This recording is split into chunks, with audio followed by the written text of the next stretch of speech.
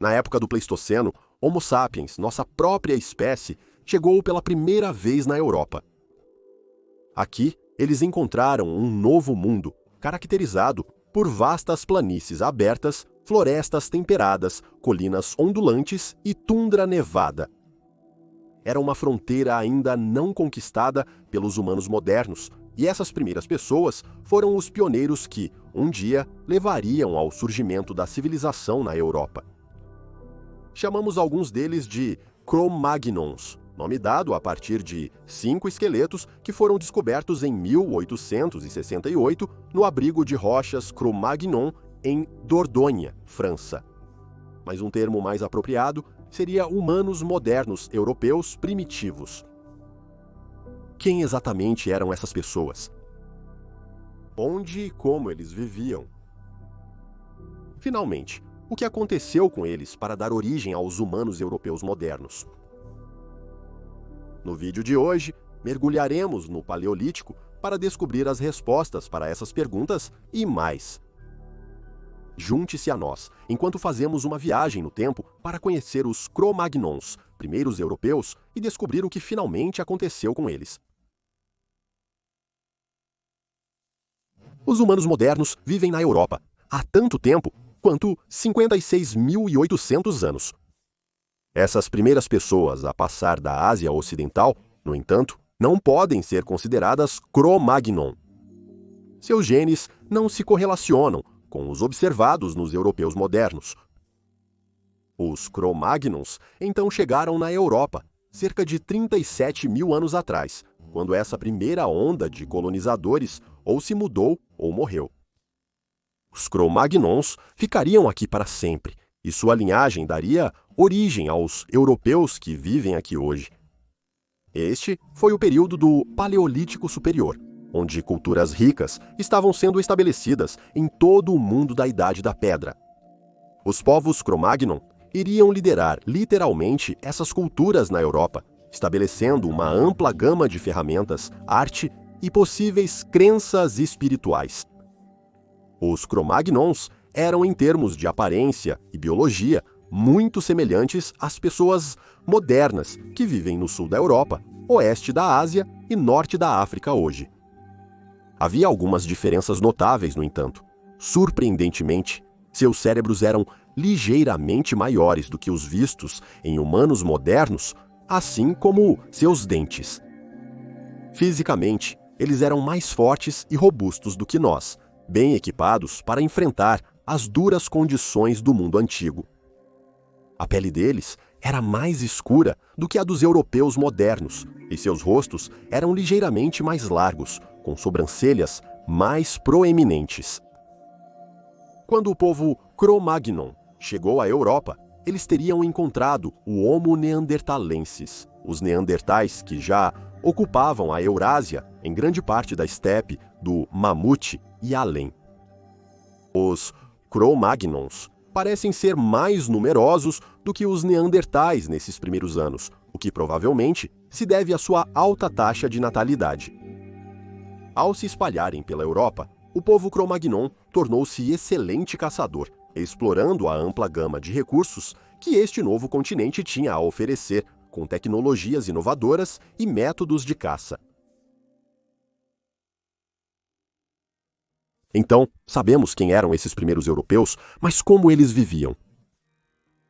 Sabemos que o povo Cro-Magnon era caçador-coletor, como muitas sociedades paleolíticas, e que eles caçavam uma ampla variedade de presas para complementar suas dietas ricas em plantas. Os primeiros grupos de Cro-Magnons na Europa teriam aberto caminho para as futuras gerações estudando a paisagem e aprendendo muito sobre as plantas e animais que viviam nela. A carne que essas primeiras comunidades comiam variava dependendo do local e da época do ano, com os caçadores aprendendo a se preparar para as migrações anuais dos animais à medida que as estações passavam. Mamíferos de casco eram comumente caçados, pois eram relativamente fáceis de abater com a tecnologia disponível para os Cro-Magnons. Cervos, como o veado vermelho e a rena, eram caçados, assim como cavalos selvagens, bisões, auroques, ibex e, ocasionalmente, mamutes lanosos. Para caçar os maiores mamíferos listados, como auroques e mamutes, os caçadores Cro-Magnon perseguiam a presa até um espaço natural confinado, como o final de um vale, o pé de um penhasco ou um desfiladeiro íngreme. Aqui, eles seriam capazes de fechar as saídas e talvez ter caçadores atacando os animais com lanças ou pedras de cima. Caçar desta maneira ajudaria a aumentar as chances de várias mortes serem feitas, o que poderia alimentar de forma confiável as comunidades durante os meses mais difíceis. Além de caçar grandes animais com lanças, os arqueólogos acreditam que algumas comunidades de Cro-Magnon eram pescadores habilidosos. Usando arpões básicos feitos de madeira ou osso, tribos situadas às margens de rios ou regiões costeiras podiam obter um fornecimento constante de alimentos da água, espetando ou agarrando peixes à medida que passavam. Comunidades que caçavam dessa maneira também poderiam ter aproveitado os mariscos, que vivem sob as ondas, além de caçar a carne de aves aquáticas. Os Cro-Magnons tinham dietas muito diversas e complementavam sua carne com uma ampla variedade de nozes, frutas e outras plantas selvagens que cresciam em abundância em sua Europa nativa. Essas pessoas ainda não haviam desenvolvido tecnologias agrícolas, o que significava que tinham que buscar sua comida, colhendo-a sazonalmente nas florestas onde crescia.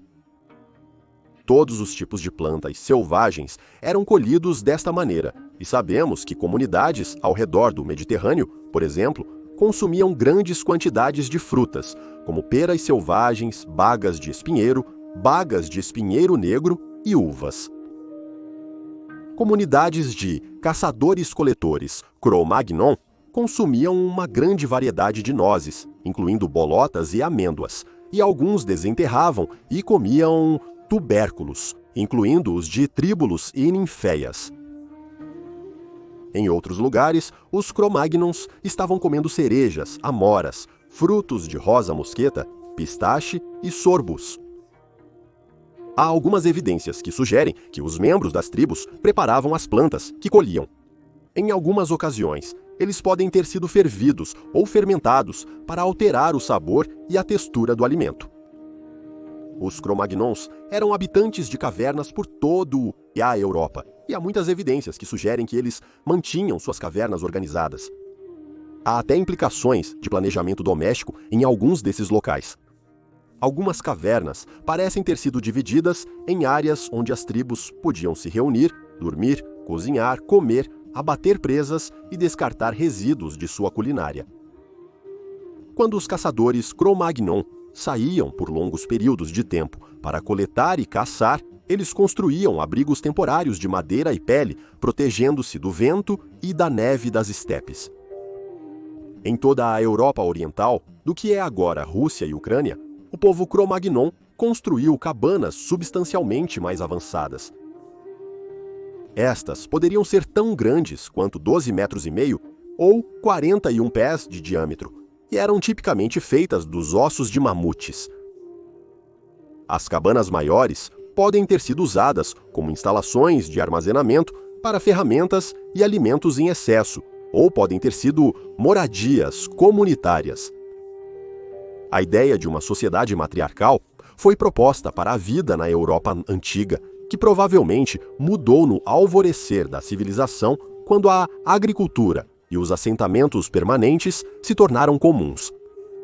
As figuras de Vênus, esculturas artísticas que muitas vezes mostram os corpos nus de mulheres, foram interpretadas como representações de uma deusa-mãe ou evidências de uma religião matriarcal. As mulheres são muito mais comumente retratadas na arte do que os homens na Europa Cro-Magnon. Mas, estranhamente, a maioria dos locais de sepultamento descobertos da época representam os túmulos de homens. Alguns arqueólogos argumentam que a sociedade Cro-Magnon não era matriarcal e pode até ter sido uma sociedade patriarcal. Não há evidências suficientes para afirmar com certeza, mas Com futuras pesquisas e descobertas, podemos conseguir uma visão precisa do dia a dia de uma pessoa Cro-Magnon.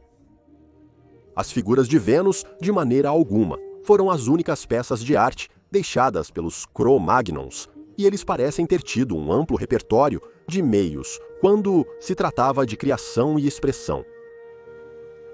Uma das artefatos mais comuns dos Cro-Magnons é a pintura em cavernas. Evidências disso podem ser vistas em muitos locais na Europa.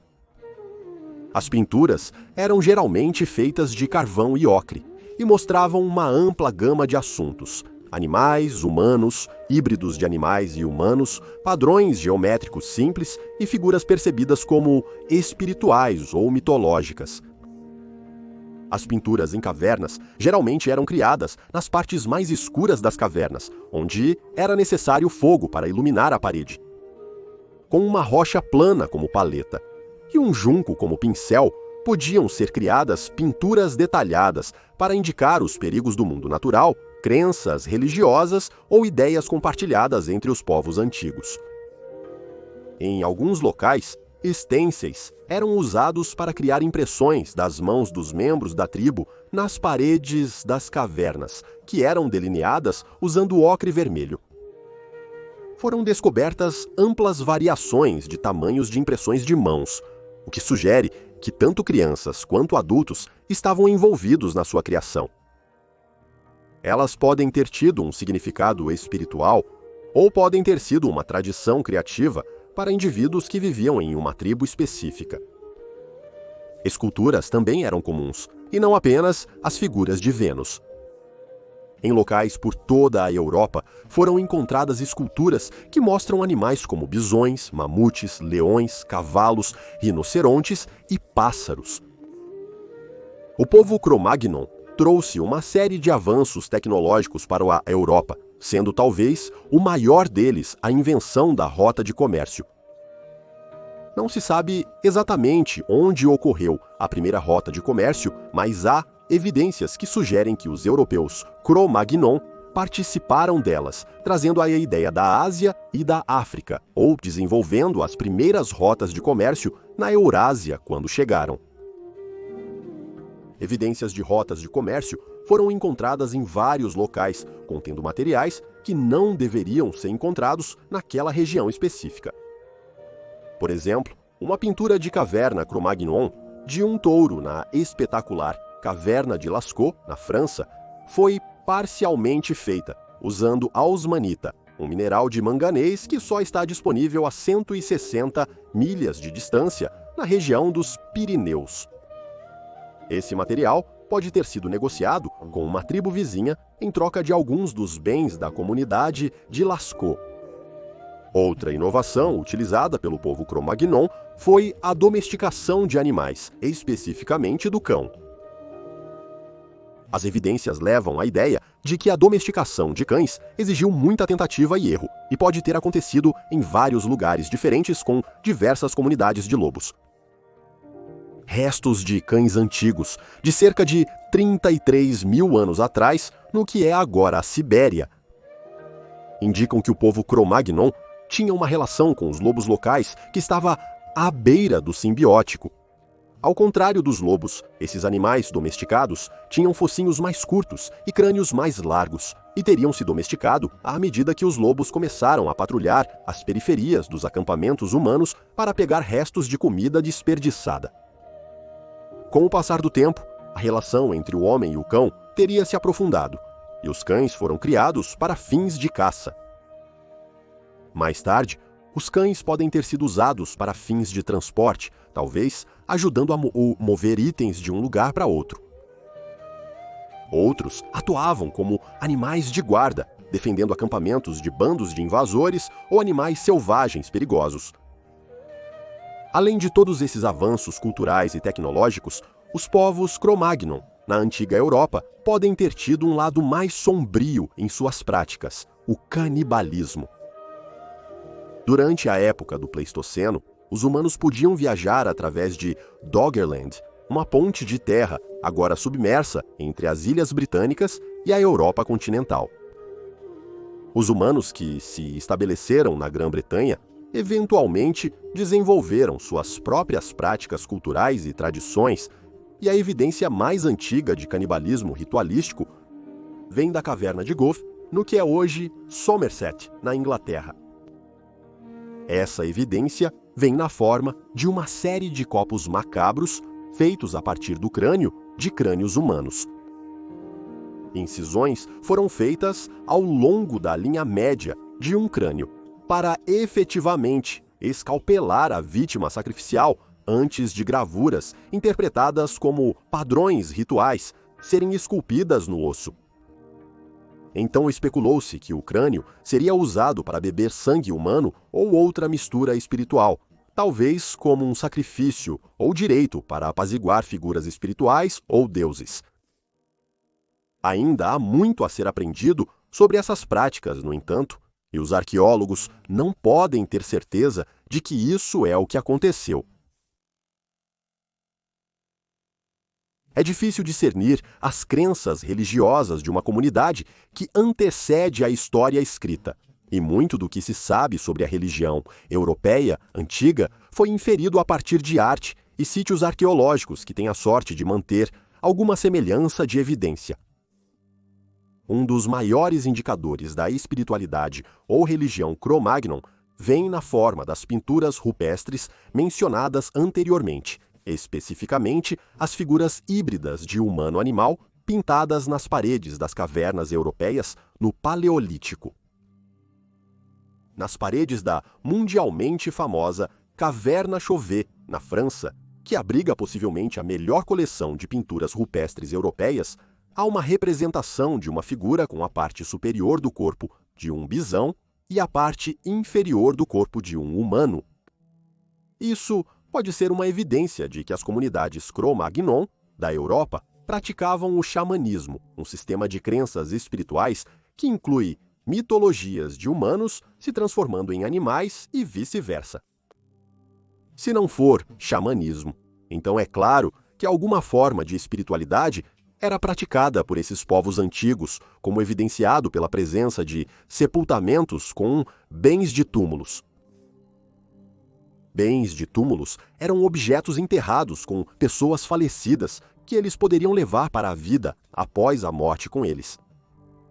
Isso implica a crença na vida após a morte, e as pessoas Cro-Magnon foram enterradas com uma grande variedade de bens de túmulos. Ocre vermelho, contas e pingentes, dentes de animais, figuras e armas foram enterrados em túmulos com os restos de povos em locais por toda a Europa. Alguns indivíduos foram enterrados juntos, e a vasta quantidade de bens de túmulos interred com os corpos sugere que os preparativos para os ritos funerários foram feitos muito antes dos indivíduos serem realmente enterrados. Os ritos funerários de Cro-Magnon podem até nos dar uma visão da estrutura social que mencionamos anteriormente no vídeo. Esses povos primitivos podem ter tido uma compreensão do conceito de status social e podem ter enterrado aqueles que eram reverenciados ou decorados na sociedade, com mais bens de túmulos do que outros. Tais funerais podem ter sido práticas elaboradas com vários rituais e práticas que desde então se perderam no vazio do tempo pré-histórico. Alguns estudos arqueológicos sugerem que aqueles que nasceram com deficiências ou distúrbios ao nascer podem ter sido bem cuidados e celebrados em sua morte. Cerca de 1/3 dos enterros de Cro-Magnon revelam indivíduos com distúrbios congênitos, e há até mesmo alguma sugestão de que sacrifícios humanos podem ter sido realizados em reverência àqueles com tais distúrbios. Evidências adicionais de espiritualidade podem ser encontradas no possível uso de arte corporal entre o povo Cro-Magnon. Figuras humanas e animais em pinturas e esculturas frequentemente mostram evidências de tatuagem, com padrões abstratos e cores sendo usados para decorar partes do corpo. Agulhas bipontudas também foram descobertas em certos locais na França, como os próximos à comuna de Le Mastazil, que podem ter sido usadas para tatuar as próprias pessoas da tribo. Isso pode ter sido uma prática espiritual ou religiosa que pode ter ajudado a aproximar esses povos antigos de seus deuses e mitologias, mas mais pesquisas são necessárias para determinar o significado exato desses padrões.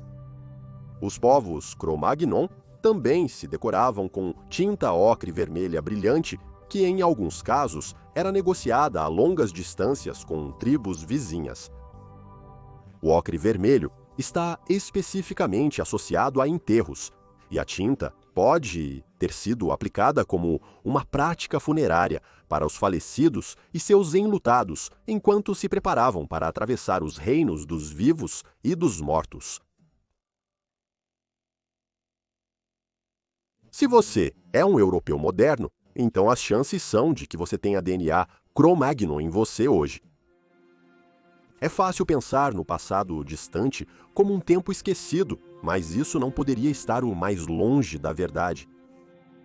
Todo europeu, da Islândia à Romênia e da Finlândia ao Chipre, pode rastrear sua linhagem até os Cro-Magnons que se estabeleceram na Europa há mais de 30 mil anos atrás. Essas pessoas não desapareceram ou se extinguiram, elas simplesmente foram absorvidas no genoma humano moderno e evidências diretas delas são visíveis em sequências de DNA. Os Cro-Magnons foram absorvidos no genoma humano moderno cerca de 10 mil anos atrás, justamente quando a Europa começou a sair da Era do Gelo. Isso coincidiu com o surgimento do Mesolítico, ou período da Idade da Pedra Média, um tempo que preencheu a lacuna entre o Paleolítico e o Neolítico. Os últimos verdadeiros Cro-Magnons teriam vivido em um mundo onde assentamentos semi-permanentes estavam se tornando cada vez mais comuns. Eles teriam se acostumado com novas ferramentas geometricamente lascadas, feitas de pedra afiada, e alguns podem ter testemunhado os últimos mamutes lanosos na Europa continental à medida que lentamente se tornavam extintos. Os descendentes dos povos Cro-Magnon, portanto, permaneceriam na Europa por milhares de anos, onde tiveram tempo para desenvolver novas tecnologias, acolher migrações de pessoas da Ásia Ocidental para trazer novas ideias e, eventualmente, adotar a agricultura. A agricultura apareceu pela primeira vez na Europa, na Grécia, já em 7000 a.C., e provavelmente era uma tecnologia que veio do Crescente Fértil, onde as antigas civilizações começaram a prosperar. Com a chegada das tecnologias agrícolas na Europa, os descendentes dos Cro-Magnons, que primeiro conquistaram o continente, puderam cultivar e colher seus próprios alimentos, sem ter que depender constantemente da caça e coleta para obter uma refeição. As culturas Cro-Magnon são algumas das comunidades paleolíticas mais bem compreendidas do mundo antigo, e muito se descobriu sobre suas vidas e práticas após o advento dos métodos arqueológicos modernos. No entanto, ainda há muito a aprender sobre esses primeiros europeus e como seus estilos de vida influenciaram as gerações seguintes.